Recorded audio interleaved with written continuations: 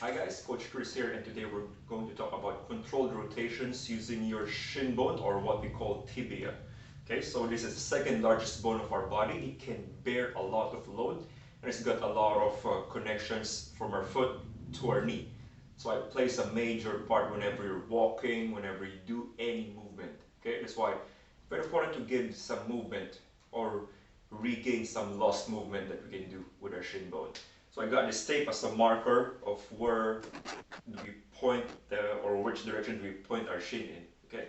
So to get started, again, go to your preferred sitting position. Then you'll be lifting this leg up. For this time, we won't be blocking our tibia. Instead, we want to produce a lot of movement from here.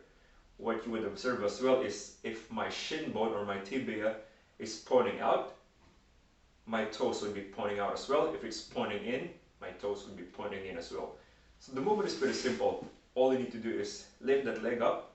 What you would do first is point your toes out, extend your leg. It's normal to feel this leg shaking, by the way. Then from that position, you're going to point your toes in and bend. So you can see there that this piece of tape is slightly pointing in. Now if I point my toes out again, this piece of tape is pointing out. Extend, point your toes in, the tape is pointing in, then bend. Then you can also do the reverse. So we're going to start by pointing your toes in, tape is pointing in, extending your knee, pointing your toes out. Now the tape is slightly pointing out, then bend again.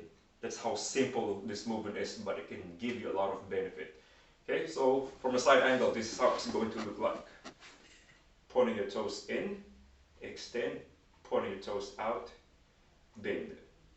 Then reverse, keeping the toes pointed out, tape is facing towards the camera, extend, pointing your toes in, and bend. Okay, so give this one a shot. Let me know what you think. Again, one rep is equal to one rotational movement for each side. Okay, so